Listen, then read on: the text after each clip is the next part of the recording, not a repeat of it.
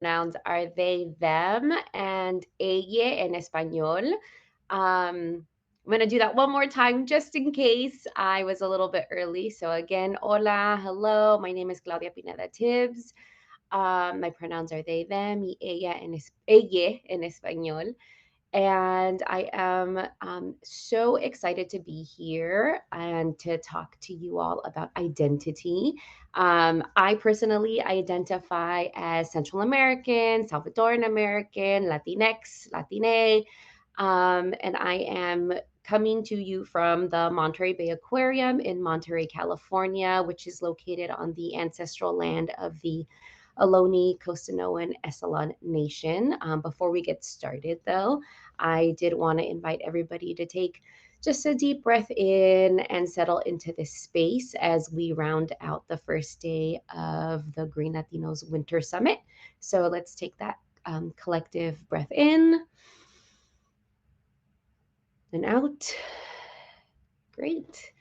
And I see that there's a little bit of conversation already in the chat. So I appreciate those thoughtful responses.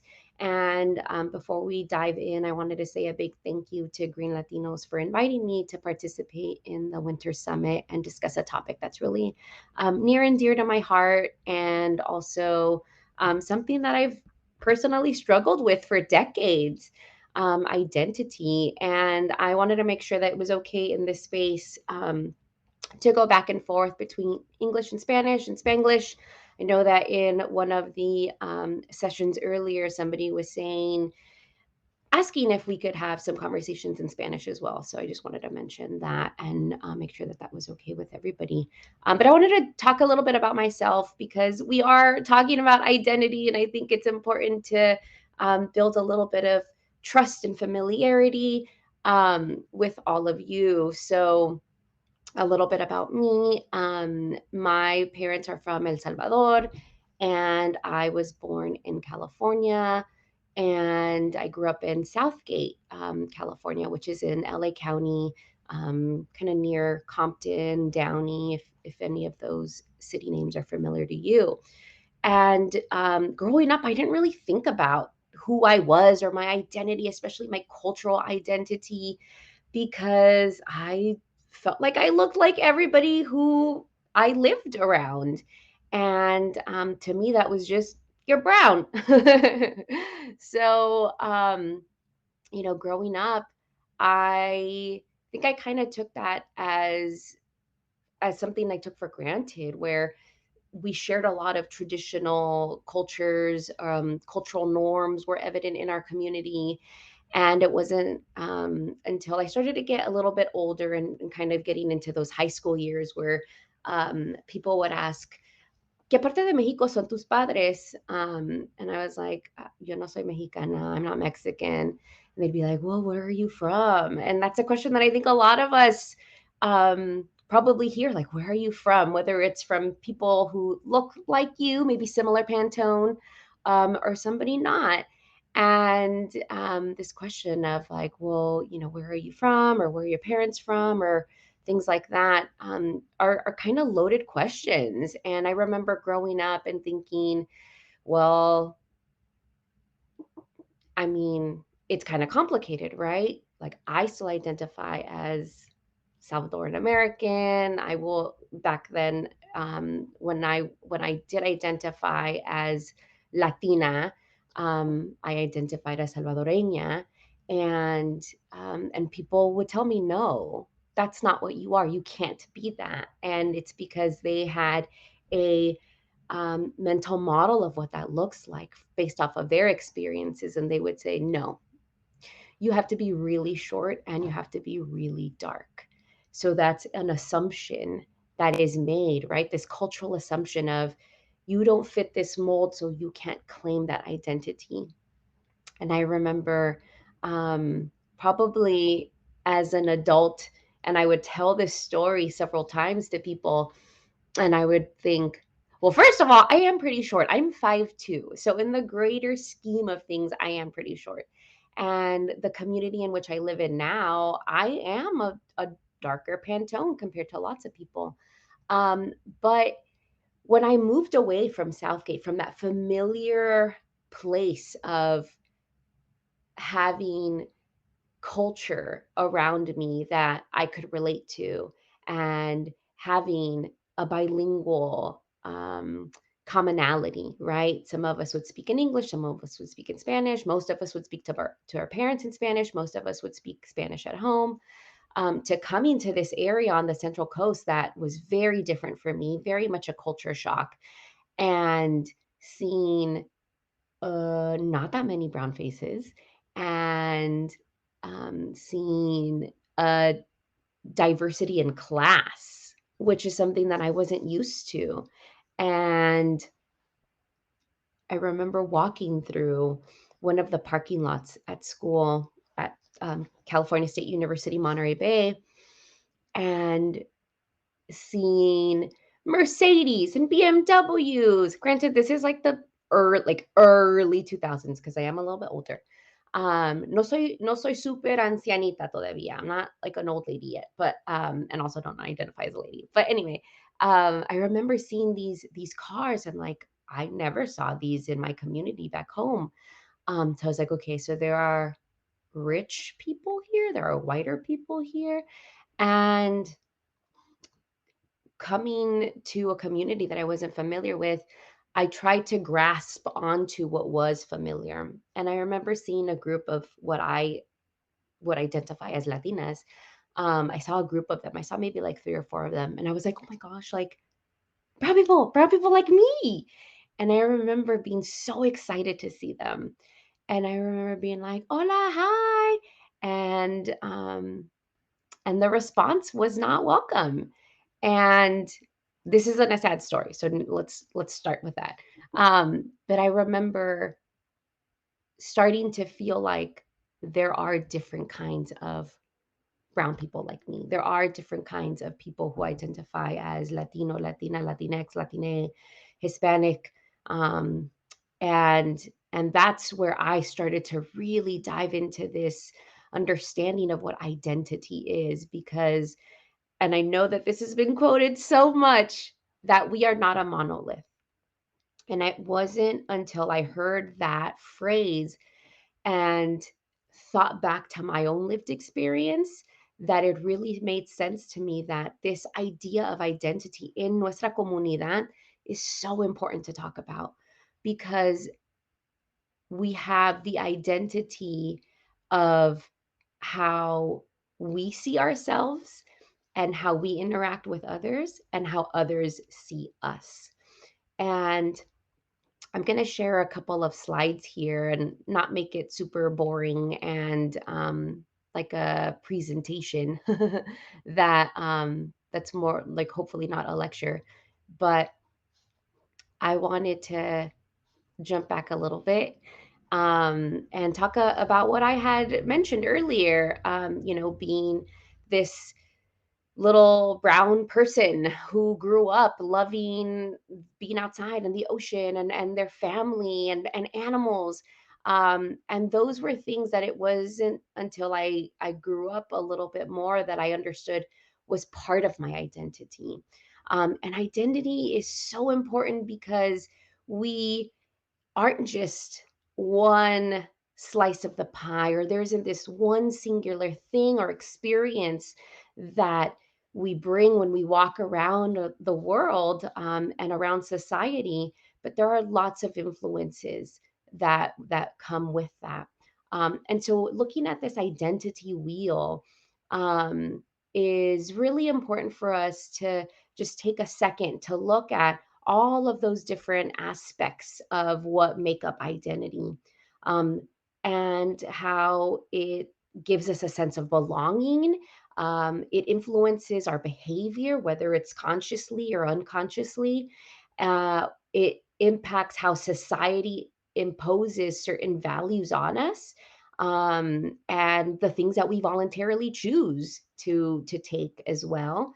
And this identity wheel is an example of the dimensions of diversity that influence our experiences, our values, our beliefs, our attitudes, and our behaviors. And some of those elements can be visible, some can be hidden, just like I mentioned. I'm non-binary, so my gender identity and my gender expression, that might not be something that is super visible to people because I do present as female. And so I would have to disclose that information, right?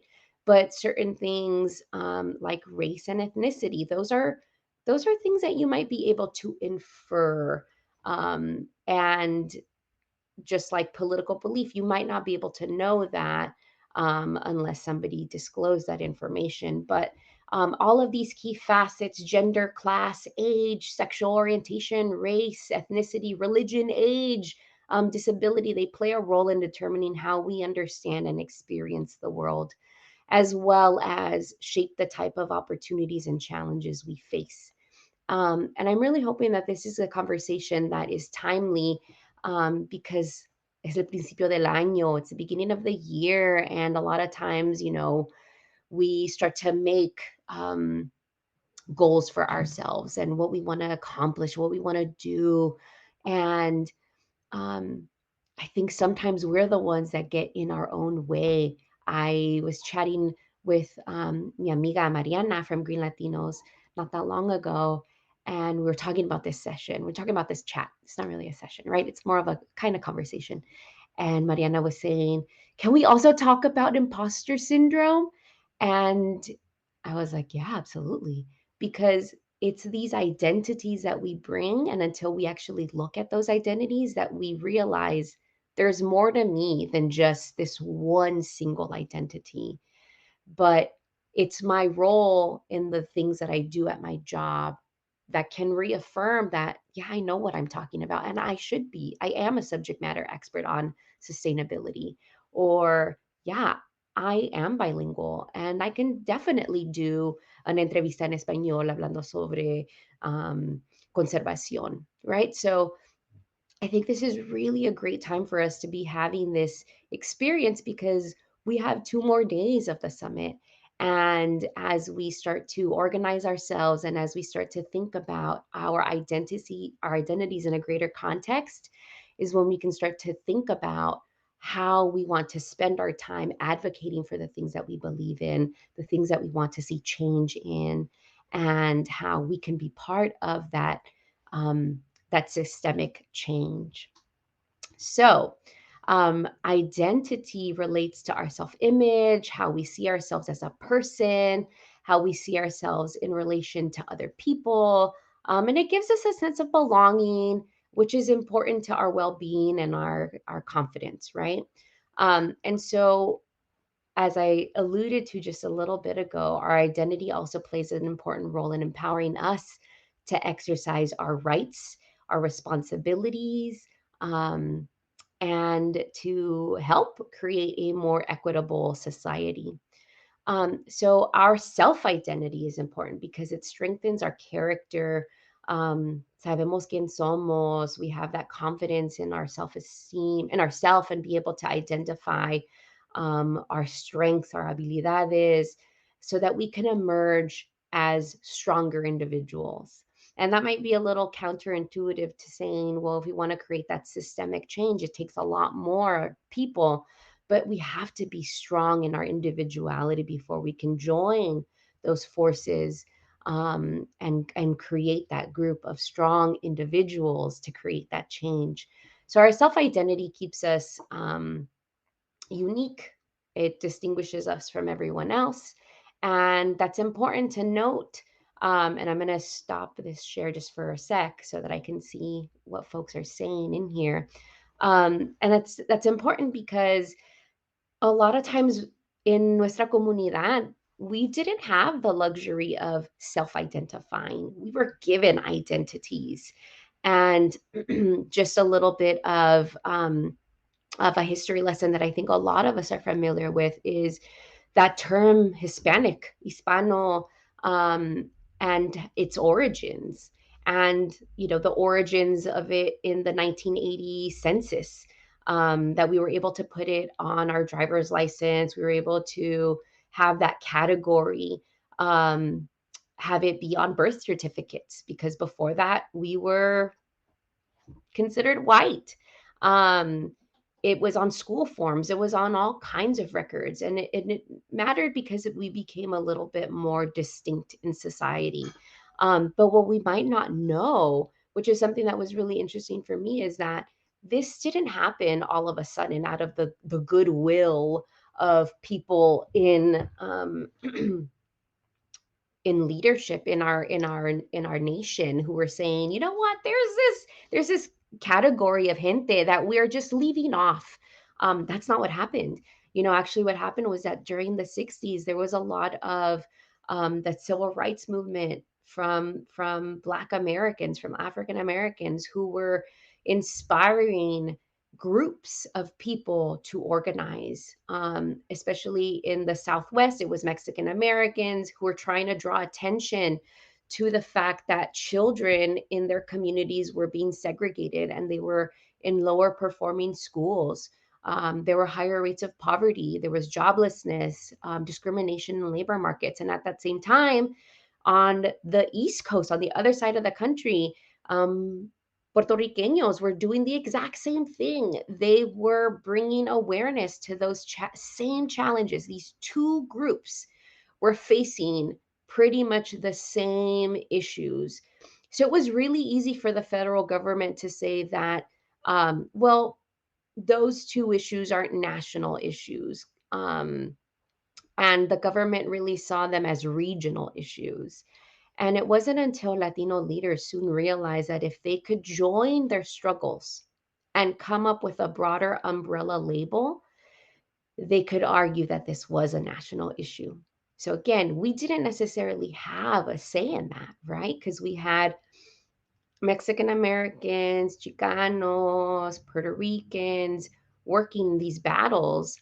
And to say, you know what, let's join forces, let's unify. That's where that term Hispanic really came from. So organizers started saying things like, um, our community stretches from coast to coast.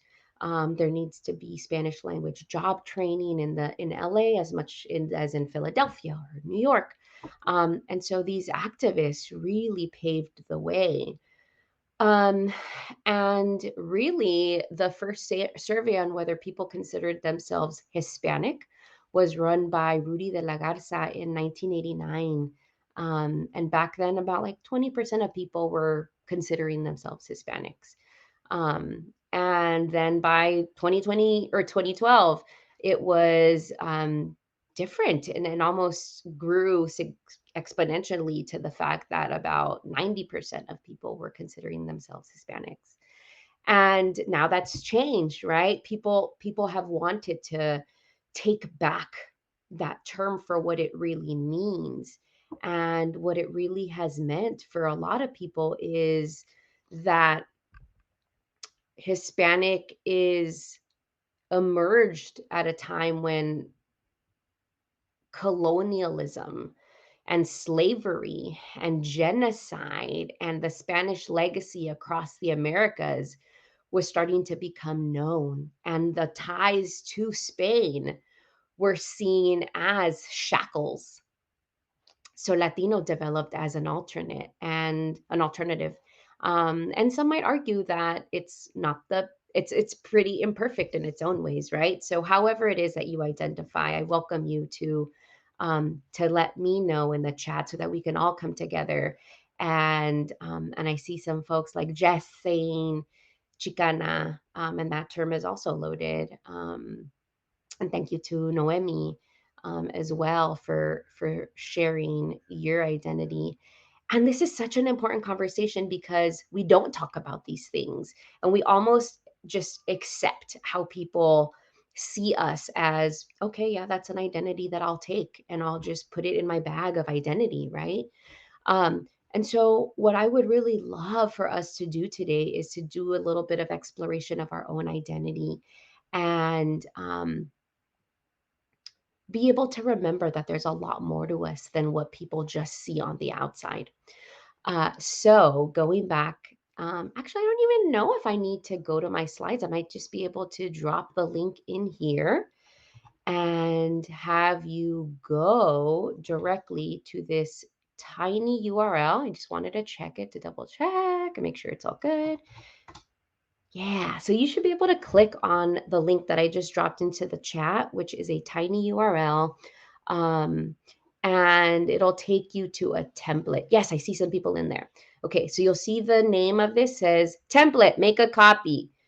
Do that, make a copy. So I can share my screen just to show you how to do that. And you'll be able to see that now. So when you go to file, and go to make a copy, make yourself a copy wherever it is in your Google Drive. So you might want to name it, I don't know, something about like maybe it's your initials. Like my initials are CPT. And I'm gonna call it identity chart. So wherever it is that you have it, now you have an editable version of an identity chart for you. And oh, sorry. I'm gonna do in here, I'm gonna add my name and I'm going to save it and close. So now this is me. This is my identity chart, and you should be able to do the same.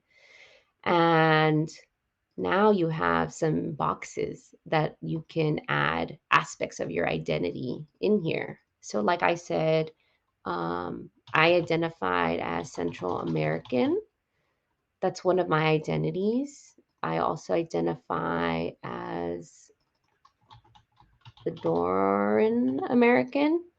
And I was looking at TikTok last week, and it was like Salvadorian, Salvador. Like there was a bunch of different categories, and it's like, which one do you identify with? And it's like all of them are correct.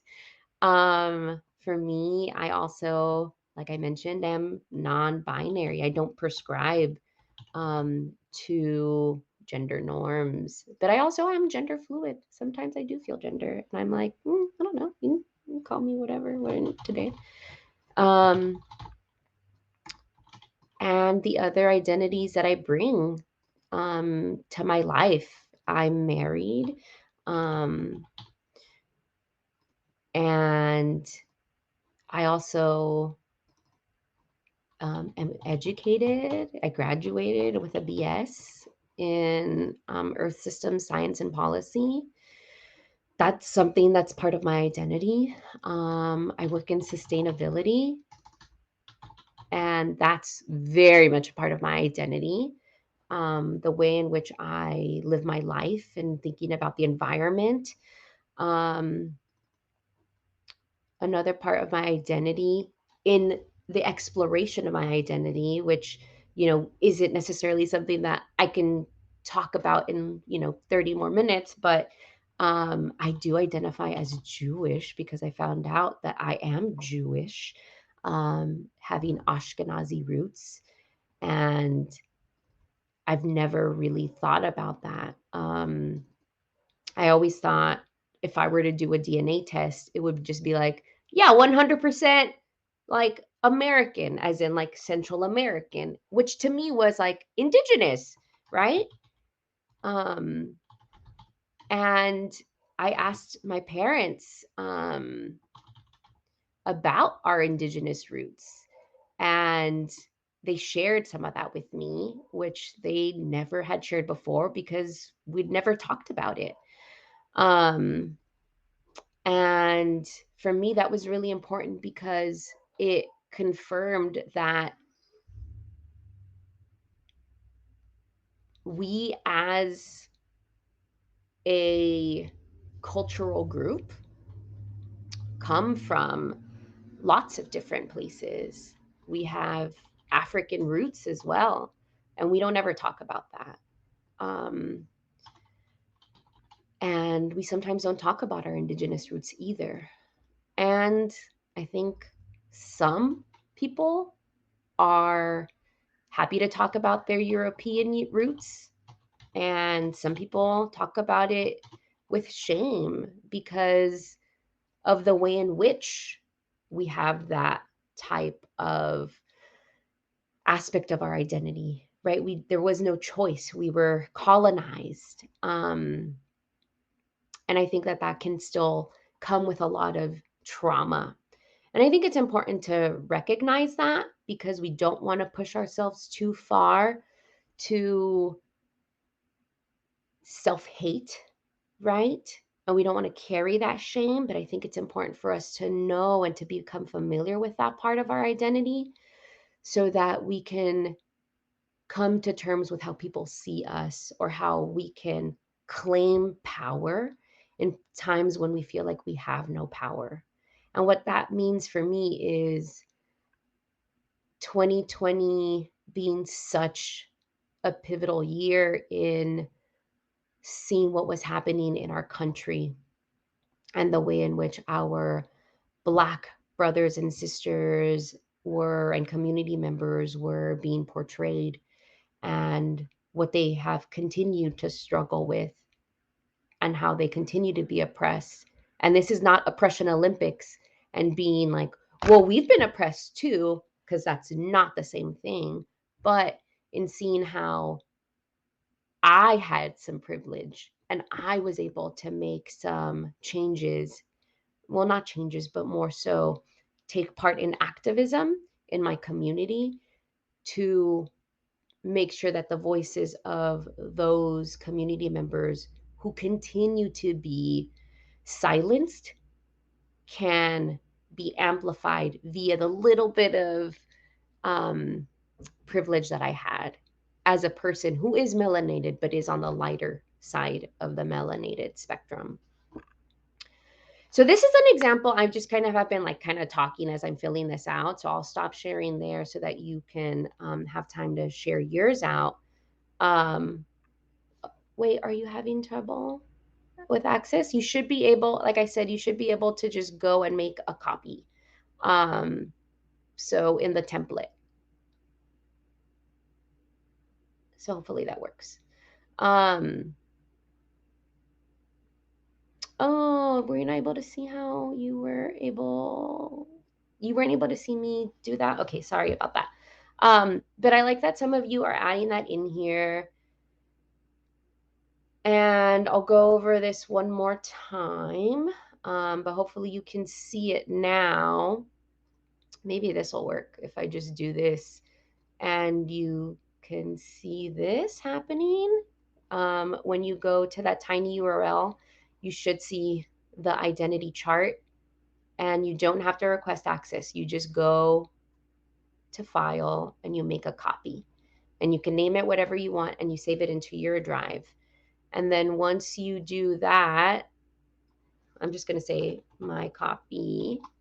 Once you make that copy, now you can edit it. So I just want to make sure you had that there. And because it is made in Google, it is a little weird in how to edit it. But you can hit edit and you can fill out that little box with whatever you want. And this is the one that I was filling out for myself, just as an example. But I do appreciate that you were providing a lot of that in the chat. Okay. So, as I was mentioning earlier, and I'm seeing so many people adding their identity in here, which I love. That's great. And I think what's important to note is when we have the opportunity to really look at our identity as not just that singular identity, right? Not just like Latina, Latino, Latinx, Hispanic, Chicano, Mexicano, but in seeing where we are representative of the LGBTQ community or the environmental community, the fact that maybe some people are caregivers or parents, and that our lived experiences are part of developing that multifaceted identity because we are diamonds, we're going to shine bright. So multifaceted in our identities that we can really start to be more intersectional in our advocacy and the things that we believe in. So, in my example from 2020, and using that little bit of privilege that I have to advocate for certain issues in my community and allocate resources for community services instead of, um, you know, the police, and their and what they were asking for. um that was something that I had never thought about doing, and it was something I had never thought about doing because I didn't see that as something that impacted me. And I think that's why it's really important that for us, we have these kinds of opportunities to look at our identities and see how we are not just the one person. And, um, and like I've said earlier, that phrase of, not being a monolith, and you can say that of every cultural group. But it's important for us to be able to explore and unpack our identity so that we can find ways in which we can advocate um, for things that are important to us. And for me, one of those issues is voting rights. And so I did not realize how important it was for me until I remembered during the election time of 2020 that my dad, being an immigrant, and when he finally was able to get the right to vote, which is still when I was really young, he would take me to the polling place in our community. And he instilled in me how important it is to vote. And it's not something that you take for granted. And that was something that, until I got into the, like, okay, it's 2020, I know who I'm going to vote for. And I realized in my conversations with my dad, who is, thank goodness, still alive. And he said, mija, mira, es, because he still calls me mija. He's like, yo, yo sé por quién voy a votar, pero lo que pasa es que siempre me están mandando tarjetas y me están llamando y me dicen, quiero que votes para esta persona. Y lo que yo hago es que yo les digo, pero yo quiero saber más por qué debería, por qué merece mi vota. And he was saying how, he would actually say to people, I need you to tell me why I should vote for you, because I am a senior citizen, I am an immigrant, and I need to know I need to know what you are going to do for people like me, who are not just one kind of person, right? I'm not here to speak and vote on behalf of all Latinos, but what about those Latinos who have still been working, even though they are at retirement age, and the ones who are, um, have been voting for decades, or the ones who are concerned about Social Security.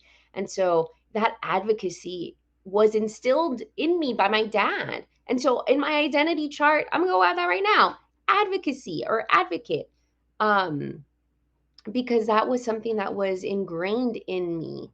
And it's important when you're doing this identity chart to not just keep it cultural, but also think about those other experiences that have shaped you and can be a part of, the way in which you can navigate the society and speak about your own experience, and speak uh, in a way that will advance some of those issues that are very important to you. So I want to just jump into this chat and maybe ask a couple people to come to stage if they feel comfortable doing that and just sharing. And this is a small group. Um, I think, I don't even know. I'm going to say it's a safe space, and it's a brave space for anybody who would like to chat. Irene, would you be interested in coming and sharing a little bit more about what you just wrote? If it's okay for me to say it out loud, you said, I've struggled with my own identity and only in the last couple of years, fully reclaimed all sides of me, how to own my Spanish, Peruvian, and American sides, and the contradictions that exist in being Euro Latin American Americana. We are also unique, and it is a journey parsing it all out and figuring out how you feel about yourself and not what is projected onto you. Yeah. Um, would you like to share anything else?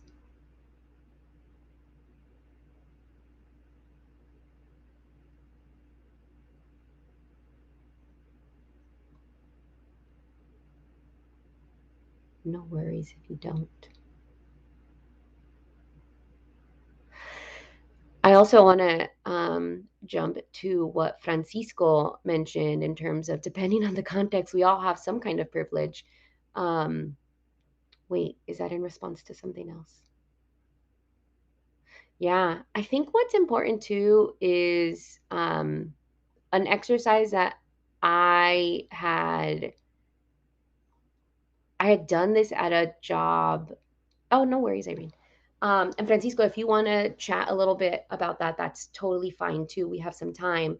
I do welcome you to chat, but privilege is something that I completely agree with, depending on the context. Because I remember I was in a position, and we did this. I think it was called like a privilege map or something like that. And everybody, this was a group that was of mixed race, ethnicity, age, gender. And I remember this white woman was facilitating this activity, and she said, "Okay, so you're going to do the thing, and you have these questions, and you're going to have to um, say whether you think you have a lot of privilege or a little bit of privilege, and all this kind of stuff." And it was fascinating because it had to do with society, and in society, the amount of privilege that you have. And it was like, okay, well, if you're cisgendered, you have privilege. If you are straight or, um, heterosexual, you have privilege. If you have if you can speak more than one language, you're privileged. And I was like, wait a minute. I get where you're going with this, but this was not addressing a lot of the systemic issues around um, around the fact that people who are able to speak more than one language sometimes don't have added compensation for that skill, um, yet they're asked to do that work in a professional setting. And the fact that some people who are um,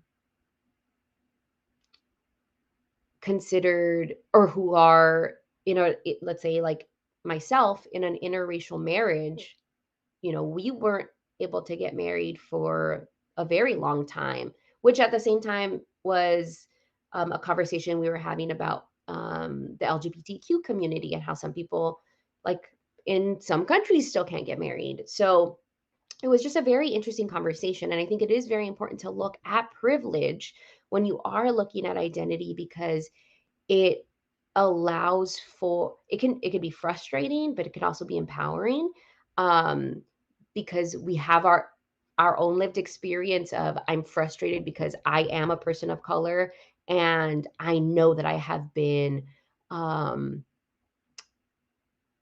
not compensated, or I have been overlooked, or I have been um, the victim of microaggressions and macroaggressions because of this. Yet you can see, well, I do recognize the privilege that I have. And it is a little humbling to know that I can be the person to speak at a city council meeting about an issue that I have experience with, and that other people can't. necessarily speak about. So I totally get that. Um, yeah, totally. About the translating for free. Yeah, people assume that you want to do it. And also that you can do it. And while I think those of us who are bilingual probably could do it, I can tell you right now, it's not easy because growing up, it's not as though my level of English is exactly the same as my level of Spanish. My level of English is way stronger than my level of Spanish, even though I am a native Spanish speaker. I spoke to my parents at home. I grew up speaking Spanish. But when you get into the school system, especially here in the United States, and you're not in like a dual immersion school or you know, practicing Spanish at a formal professional level, like there is still a lot of things that I don't know how to say because it's technical language. And that's really I guess a misnomer that people just assume that, your fluency is exactly the same as it is in English because you are in an, might be in an English speaking country, or you're being in a position where English is the dominant language and it is the language of the professional speaker. So shouldn't you know that in Spanish? Totally wild. Um, so I hope that some of you were able to get to that Google Doc and start to map out the identity map and or identity chart. And again, like that's not something that you have to just do right now. You can take some time to do that. But I'm really hoping that it's something again that we can do individually um, and prepare as we start to move into the summit day 2 and summit day 3. Um, and again, that's just my personal experience. And I was really hoping that we would be able to kind of share a little bit about our own identities a bit more. And I'm also taking a look at the chat. I'm trying not to lose the chat. And I'm seeing a lot of conversation here. And I would love to know if anybody would like to join and share a little bit about that. Oh, I can drop the link again. Um, so this is the one that you're going to have to make a copy of. Oh, that's like the direct Google Doc. It's not the short, the tiny URL, but it's the exact same thing, just so you know.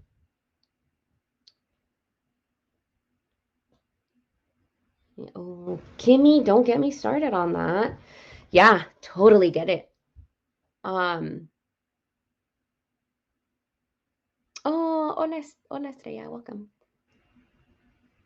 Oh, you can't. Oh, okay, gotcha. Well, I guess I'll just keep talking. I can keep talking, but I don't want to.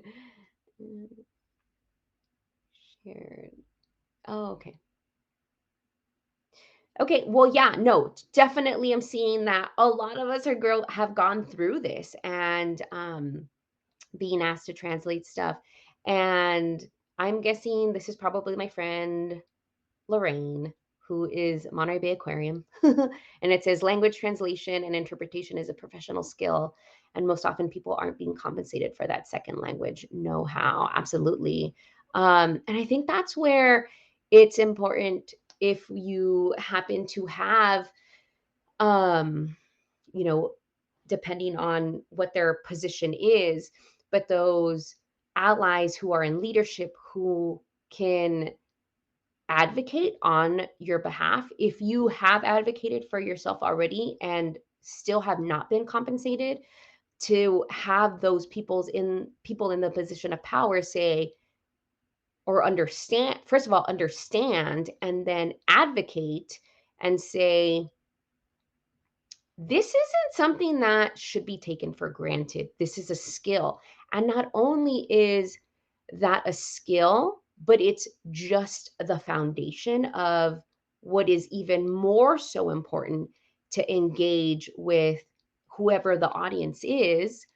to make translations accurate and culturally relevant, and also um, dynamic, because there have been so many times when we might be translating something directly from English to Spanish and you just lose the entire context.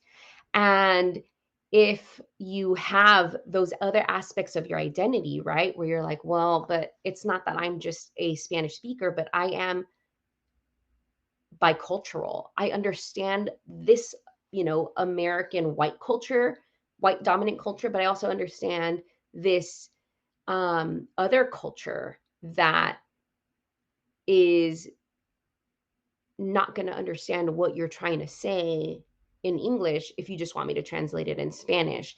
And Mariana sharing that Lorraine had been somebody who had advocated for her when she had another job.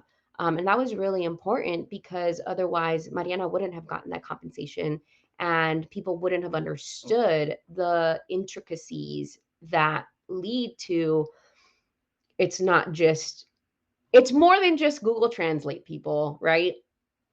And if I can share, Mariana, I remember when you used to work at Monterey Bay Aquarium not that long ago, and we were talking about so aquarium. I'm going to bring up the fish for the gente here, and we had tuna in a big exhibit, and in English it was described as the torpedo shaped fish. And I was like, how are we going to say that in Spanish? And so I think it was Mariana who said, um, el pez que tiene la forma de un bolillo. Duh, that made so much sense, right? The bolillo, the bread, the one that you would use for torta. Like, nobody else would have said that. Google would not have told you that. And somebody who maybe just spoke the language but didn't understand the culture would not have been able to communicate so effectively and dynamically and culturally relevant to say, you know, the bolillo shape, right? Because that makes so much more sense. Could another word to demonstrate that shape been used? Absolutely. La forma de la pelota de fútbol americano. Football shaped. That's boring. Like, and that's a mouthful. But bolillo shaped, totally, right? Um, and so even if one of your identities is I love food, or I love cooking shows, or whatever, or like I'm a home chef, like that all can come into play. And that is so important, just to think about the different parts of your identity can also include the things that you love and the things that you are fascinated by or spend time doing. And that's super important. And like another example, because apparently I can just keep talking to you this whole time because nobody could come on the stage. Um, when I found out about being Jewish, I joined the Anti Defamation League's Glass Leadership Institute. And I was able to do some lobbying. And there were a few issues that are really important to ADL, to the Anti Defamation League, and one that is relevant that just happened this last weekend is ensuring that there's money in the protection of synagogues and places of worship in general, not just synagogues.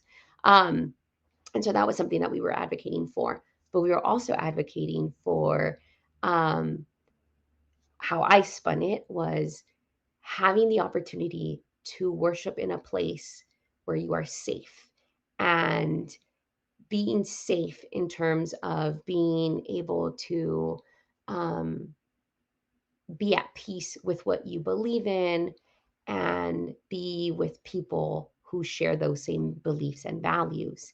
And I had seen that one of the senators that I was speaking to cared very much about climate change. And I was able to make that connection and say, as somebody who cares about the environment and who loves nature, in Jewish culture, Tikkun Olam is all about repairing the world. and how can you repair the world if you can't um, learn more about it, or can't go and worship with people who feel that same way, and all that kind of stuff. And so um, that again is moving beyond that binary of that single identity, that it's only this one thing that I represent. And I think that's one of the things that's so beautiful about us, is that we have so much of that in us. We have um, not only our culture that we were brought up with, but a lot of our surrounding culture from our community of different gente. Um, like a lot of I, even though my parents are from El Salvador, I wasn't really raised with a lot of that culture besides like cumbias and pupusas, and that's pretty much it. I wasn't able to go and visit El Salvador because there was still a lot of the generational trauma from my parents about the Civil War, and not wanting me to go there and wanting me to experience any of that, which has its own sets of problems because then, that's perpetuating that type of stereotype of that country, which we don't want to further perpetuate. But anyway, um but yeah, there's the culture of your friends and bringing traditions that they and customs that they have into your life, and how that just makes you more rich, and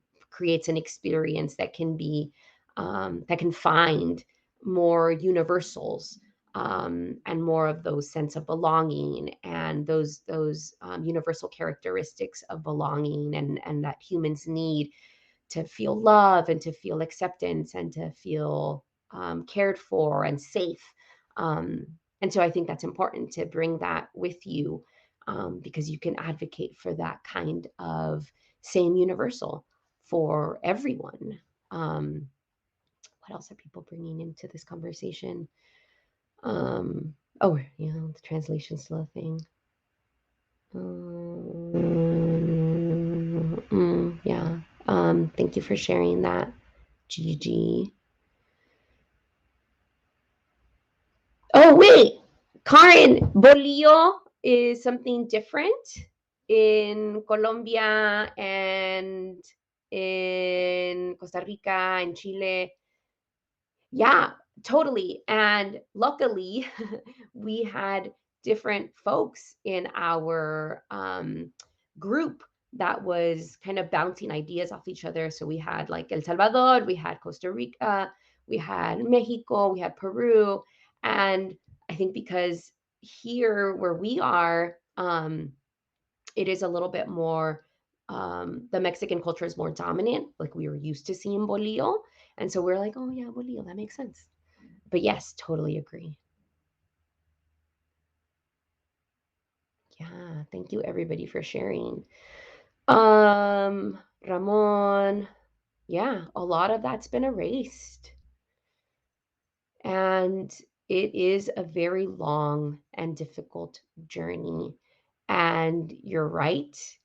Um, there have been attempts at erasing who where you came from and where you come from, and they didn't get you. You are stronger because of it. And I think it's important to also recognize those that came before us, right?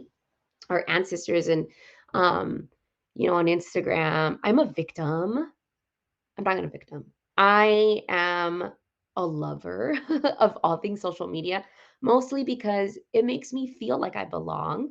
And it's also because I curate my social media and my content that way. So when I would see the things like, here are your ancestors' wildest dreams, and it's like, yes, we are. We are our ancestors' wildest dreams, because look at how much we have accomplished. Look at how far we have come.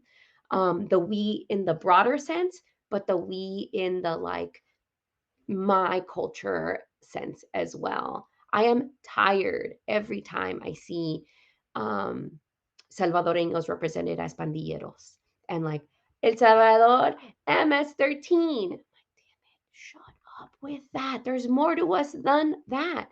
And I'm sure that the same, exhaustion exists, because when I think of it on the broader sense, right, not just El Salvador, but just more of the like our grupo, right? Nuestro grupo, los cafecitos, us, brownies, um, being portrayed as maids, being portrayed as gang members, being portrayed as the help. That's tiring. That's exhausting. Oh my gosh. Being portrayed as fiery, spicy, sexy. Like, oh my gosh. There's more to us than that. Um, yeah. So yes, totally agree. But I do think that we are truly our ancestors' wildest dreams. And um this I maybe it was more of a reminder for myself to reach out to um your family members that are still around and say them thank you for everything that they have sacrificed so that we could be where we are and so that we could stand as tall as we can in this moment. I know that we're almost at time, and I apologize for any of the technical difficulties so that you weren't able to join on the stage and share your journeys. But I very much appreciate everything that you all have been able to share willingly and with love and with compassion and without judgment in this chat space. Um, and I thank you for all of that. Um, and yes, let's keep these conversations going. I want to thank Green Latinos for allowing us to have this space for us to think about our identities, to think about where we come from, whether we can trace that back, you know, generations or not. Um, but it's so important for us to think about who we are as a person and what we believe in so that it's not just how people see us, but how we want us to be seen, and that we have a voice and that we have just as much power and just as much privilege in some cases, and that we can do amazing things when we realize that we have that power and when we realize that we can really shoot for the stars. So, I'm going to make a couple of plugs right now. And besides Green Latinos and joining Green Latinos in all of these efforts, look out to see who else you want to align yourselves with this year. Um, think long and hard about the legacy you want to have. If you've been thinking about running for city council, run for city council. And I am saying that out loud because I am going to manifest that for myself.